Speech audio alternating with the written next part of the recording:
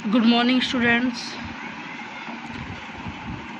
बच्चे जो 11th में जिन्होंने कॉमर्स सब्जेक्ट चूज किया है और कॉमर्स में भी आपने इकोनॉमिक्स अगर ली है तो ये वीडियो इकोनॉमिक्स वाले स्टूडेंट्स के लिए है।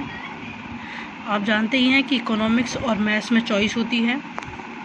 ओके, तो जो बच्चे इकोनॉमिक्स जिन्होंने ली है उन बच्चों के लिए ये वीडियो है, क्योंकि आपका जो ग्रुप बनाया गया है उसमें 11th कॉमर्स के बच्चों को ऐड किया गया है। तो ये श्योरिटी नहीं है कि किस बच्चे के पास इकोनॉमिक्स है और किस बच्चे के पास मैथ्स है। तो इकोनॉमिक्स वाले बच्चे ये वीडियो ध्यान से देखेंगे और इसके बाद आपको एक असाइनमेंट दिया होगा जो आपको अपनी फेयर नोट पैड में करना है। ठीक है, फर्स्ट चैप्टर है और आपको डेट वाइज सारा वर्क करना है। सेपरेट नोटबुक आपको बनानी है इकोनॉमिक्स के लिए। मीडियम यहाँ पे मैं अभी कंफर्म नहीं है कि कितने बच्चे हिंदी मीडियम से हैं और कितने बच्चे इंग्लिश मीडियम से हैं, तो मैंने ये वीडियो मिक्स बनाया है हिंदी और इंग्लिश दोनों में। Okay, so let's start. देखिए, सबसे पहले हमारा जो चैप्टर है दैट इज इंट्रोडक्शन। ठीक है, इंट्रोडक्शन ऑफ इकोनॉमी लिख सकते हो आप यहाँ पे, या इकोनॉमिक्स, क्योंकि इकोनॉमी वर्ड आप इकोनॉमिक्स से ही आया है। तो आपकी बुक का नाम इकोनॉमिक्स है, तो पहले हम इकोनॉमिक्स का मीनिंग जानते हैं। इकोनॉमिक्स को हिंदी में कहा जाता है अर्थशास्त्र, और ये वर्ड जो आया है दैट इज संस्कृत भाषा से ये शब्द आया है अर्थशास्त्र। तो पहले इकोनॉमिक्स की बात करते हैं, इंग्लिश वर्ड की। देखिए, इकोनॉमिक जो वर्ड है वो ग्रीक लैंग्वेज से आया है। ठीक है, इकोनॉमिक्स वर्ड ग्रीक लैंग्वेज से है और इसका जो प्रोनाउंसिएशन थी, जो ग्रीक वर्ड में इकोनॉमिक्स को जो कहा जाता था, क्योंकि ओरिजिन जो है वो ग्रीक से हुआ है इस वर्ड का। ठीक है, तो इसका जो मीनिंग था दैट इज ओकोनोमिया। ठीक है, इसको ओकोनोमिया कहा जाता है। ग्रीक में ओकोनोमिया ये वर्ड है जो कि हमने ड्राइव किया है वहाँ से। ओकोनोमिया वर्ड दो वर्ड से मिलकर बना है, first is oiko and second is nomos. Oiko means होता है हाउस, इट मीन्स घर, और नोमोज मीन्स होता है लॉ, नियम, यानी घर का नियम। मीन्स आप किस तरह से आपको काम करना है। ठीक है, आप वो सब कुछ आप इसमें पढ़ोगे। तो नॉर्मल हम इसको कह सकते हैं घर का प्रबंधन, मैनेजमेंट ऑफ हाउस। ठीक है, मैनेजमेंट ऑफ हाउस मीन्स आप किस तरह से घर को मैनेज करोगे यहाँ पे। ओके, एरिस्टोटल ने घर का प्रबंधन कहा है इसे। अब हम बात करते हैं हिंदी वर्ड अर्थशास्त्र की। अर्थशास्त्र संस्कृत भाषा से लिया गया है, जो कि दो शब्द अर्थ और शास्त्र से मिलकर बना हुआ है। अर्थ का मतलब होता है धन, वेल्थ, और शास्त्र का मतलब होता है स्टडी।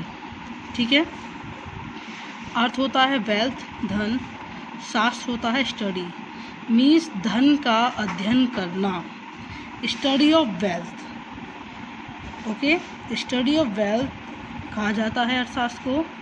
ये डेफिनेशन जो दी थी वो एडम स्मिथ ने दी है।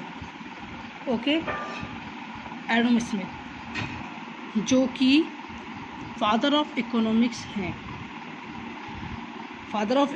Adam Smith. इसके बारे में हम बाद में पढ़ेंगे, अभी बस जो हमें जानना है वो इकोनॉमिक्स वर्ड का मीनिंग। तो इकोनॉमिक्स वर्ड ग्रीक भाषा से लिया गया है, जिसका मतलब है ओकोनोमिया होता है लॉ ऑफ हाउस। और अगर आप हिंदी में बात करते हैं तो अर्थशास्त्र शब्द संस्कृत भाषा से लिया गया है, जिसका मतलब है धन का अध्ययन करना, मीन्स धन कैसे कमाना है, कैसे अर्जित करना है, ओके, किस तरह से एक्टिविटीज़ पे उसको स्पेंड करना है, कहाँ उस क्या क्या मेथड्स हैं, ठीक है, वो सारा कुछ इकोनॉमी में ही पढ़ेंगे हम, इकोनॉमिक्स में। देखिए अब आपने इकोनॉमिक्स पढ़ा, अब आता है इकोनॉमी, अर्थव्यवस्था। आप पढ़ते हो Indian economy, American economy, economy में ये है, एक्सेट्रा, ये सारी चीज़ें। तो इकोनॉमी क्या होती है? इकोनॉमी एक देश, कोई भी आप देश ले सकते हो, एक देश की जो भौगोलिक सीमाएं हैं, ठीक है, जो उसका टेरिटरी है, उस एक देश की भौगोलिक सीमा में उसके निवासियों और गैर निवासियों के द्वारा जो भी उत्पादन और वितरण किया जाता है, दैट इज़ इकोनॉमी, ठीक है। प्रोडक्शन और डिस्ट्रीब्यूशन जो भी होता है किसी कंट्री में, वो आपका इकोनॉमी है, ठीक है। अब देखिए इकोनॉमी की कुछ प्रॉब्लम्स हैं, basic problems of an economy क्या क्या होती हैं। आपको पता है कि सबसे पहले एक एग्जांपल मैं आपको देती हूँ। देखिए मान लीजिए आपके पास अगर 100 रुपीज़ है, ठीक है। एग्जांपल आपको दिया जा रहा था कि मान लीजिए आपकी जो पॉकेट मनी है दैट इज़ 500, ठीक है। 500 आपको पॉकेट मनी मिलता है पर मंथ, ओके।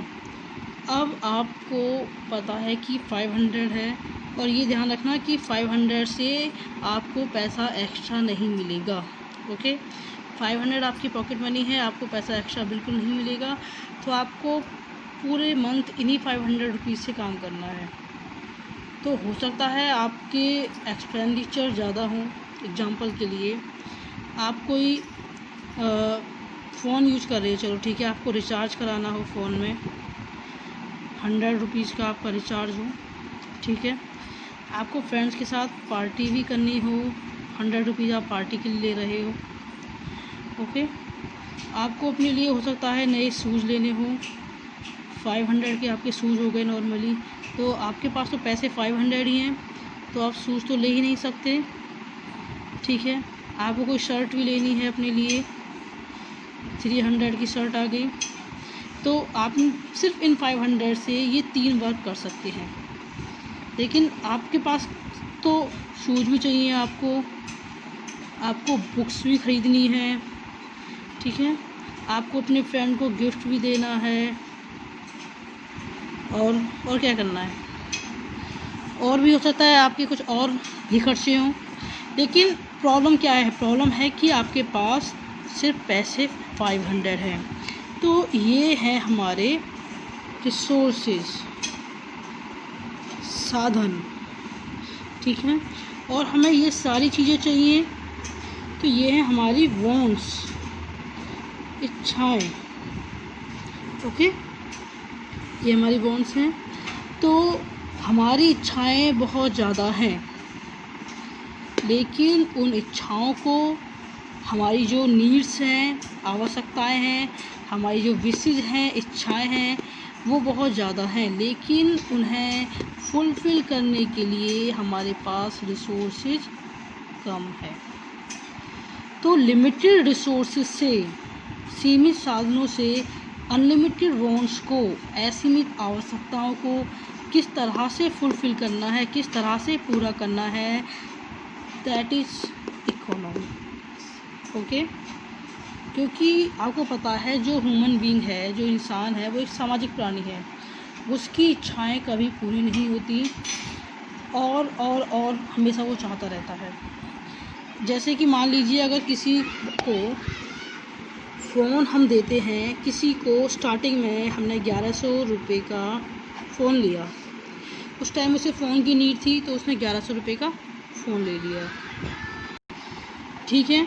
आपने 1100 में एक फ़ोन ले लिया, लेकिन आपने देखा कि आपके फ्रेंड के पास तो महंगा फ़ोन है, आपको स्मार्टफ़ोन चाहिए, ठीक है, अब आपने 11,000 में एक स्मार्टफोन ले लिया। ओके,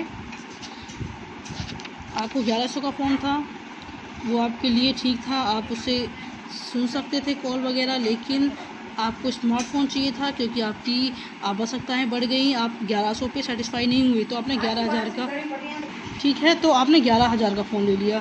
लेकिन अब आपने देखा कि हो सकता है मेरे फ़ोन में मेमोरी कम हो या इंटरनल स्पेस कम है, तो आपको और महंगा चाहिए, तो आपने 20,000 रुपीज़ का फ़ोन ले लिया, क्योंकि हमारे पास जितना भी महंगा फ़ोन आ जाए हम लोग सेटिस्फाई नहीं होते हैं। अब आपने देखा कि आपके किसी फ्रेंड के पास और महंगा फ़ोन है, 70-80,000 का फ़ोन है या 51-52,000 का फ़ोन है, ठीक है, अब आपको वो फ़ोन चाहिए। अगर आपको वो फ़ोन भी है दिला दिया जाता है, तो आपको उससे महंगा फ़ोन चाहिएगा, आप पता नहीं कहाँ जाके रुकेंगे। तो इस तरह से हमारी जो इच्छाएं होती हैं, ह्यूमंस की जो इच्छाएं हैं वो अनलिमिटेड है, वो कभी पूरी नहीं होती, ठीक है। तो उन्हीं अनलिमिटेड वांट्स को किस तरह से सेटिस्फाई करना है, उसमें से कौन सी वांट ऐसी है जिसको फुलफ़िल करना आवश्यक है और किसको नहीं है, ये सारी स्टडी हम इकोनॉमिक्स में ही पढ़ते हैं। I hope it is clear to you.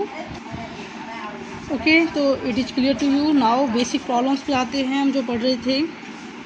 देखिए, बेसिक प्रॉब्लम जो है वो क्या है, फुलर यूटिलाइजेशन ऑफ रिसोर्सेज, जो संसाधन है हमारे पास उनका पूर्ण उपयोग कैसे हो। संसाधन जैसे कि प्रोडक्शन करने के लिए हमारे पास क्या फैक्टर्स हैं, अपना कुछ भी परचेज करने के लिए, सामान लेने के लिए हमारे पास क्या रिसोर्सेज हैं, कोई भी हमें काम करना है उसके लिए क्या हमारे पास मीन्स है, क्या साधन है, तो वो जो साधन है उनका पूर्ण उपयोग कैसे हो, मीन्स हमारी नीड्स भी सेटिस्फाई हो जाएं और हमारा कोई भी साधन बेकार ना जाए। सेकंड है लिमिटेड रिसोर्सेज। आपको बताया था कि साधन क्या है, सीमित है, और आवश्यकताएं हैं असीमित। हमारी जो वांट्स हैं, जो डिजायर्स हैं वो अनलिमिटेड है, क्योंकि हमें कुछ ना कुछ चाहिए होता है। जैसे भी हमने एक फ़ोन का एग्जांपल लिया था, ठीक है, तो एक बंदे की सैलरी पर मंथ 50,000 है, तो उसके पास एक छोटी गाड़ी है, उसका मन करेगा कि मैं बड़ी गाड़ी लूँ, सैलरी उसकी इंक्रीज हो जाती है, 60,000 हो जाती है, तो चलो वो थोड़ा और ऐड करके पैसे वो एक बड़ी गाड़ी ले लेता है, फिर और बड़ी लेना चाहेगा, लेकिन 60,000 में वो कितनी बड़ी ले सकता है। ओके, तो लिमिटेड साधन होते हैं जो हमारे पास रिसोर्सेज हैं, जो मीन्स हैं, दैट इज़ लिमिटेड। साधन सीमित हैं और आवश्यकताएं असीमित हैं। और अगला क्या है कि जो लिमिटेड साधन हैं उनसे असीमित आवश्यकताओं को कैसे पूरा किया जाए, यही इकोनॉमी की बेसिक प्रॉब्लम्स हैं। तो किसी अर्थव्यवस्था की जो मुख्य समस्याएं हैं वो है कि सीमित साधनों से असीमित आवश्यकताओं को पूरा करना, ठीक है, सीमित साधनों से असीमित आवश्यकताओं को पूरा करना ही हमारी बेसिक प्रॉब्लम है। अब देखते हैं हम फादर ऑफ इकोनॉमिक्स, अर्थशास्त्र के पिता। देखिए, अर्थशास्त्र के जो पिता हैं वो एडम स्मिथ हैं, जिन्होंने 1766 में उनकी एक बुक थी an inquiry on nature and causes of wealth of nation, जिसको हम शॉर्ट में वेल्थ ऑफ नेशन कहते हैं, ठीक है। तो वेल्थ ऑफ नेशन इनकी एक बुक है जिसमें इन्होंने इकोनॉमिक्स के बारे में इंफॉर्मेशन दी है, और ये जो बुक थी ये पूरी इकोनॉमी के ऊपर थी, ठीक है, पूरी इकोनॉमिक्स के ऊपर थी, इसलिए इसमें मोस्टली सारी चीज़ें थी इकोनॉमिक्स से रिलेटेड। इस वजह से एडम स्मिथ को अर्थशास्त्र का जनक, फादर ऑफ इकोनॉमिक्स माना गया। देखिए, आपने पढ़ा होगा कि अर्थशास्त्र, जब हम एडम स्मिथ के बारे में ही जानते हैं तो हमें ये पता था कि जो कौटिल्य थे, चाणक्य थे, उनका नाम कौटिल्य पड़ा बाद में, उन्होंने अर्थशास्त्र की रचना की थी। तो फिर अर्थशास्त्र के फादर कौटिल्य क्यों नहीं हैं? क्योंकि एडम स्मिथ तो इंडिया का नहीं है, कौटिल्य इंडिया के थे, फिर इसका मतलब हमारे देश ने अर्थशास्त्र के बारे में पहले बताया, तो अर्थशास्त्र के फादर कौटिल्य होने चाहिए। तो इसमें थोड़ा सा डिफरेंस ये था कि कौटिल्य जी ने इकोनॉमी के जिस टॉपिक के बारे में बताया था वो था पॉलिटिकल साइंस, राजनीतिक शास्त्र, राजनीतिक विज्ञान के बारे में बताया था, ठीक है। लेकिन लिमिटेड रिसोर्सेज वाली जो बेसिक प्रॉब्लम्स है जिसमें स्टडी है कंप्लीट, उसके बारे में एडम स्मिथ नहीं बताया था। इसलिए एडम स्मिथ को ही अर्थशास्त्र का पिता कहा जाता है। ओके।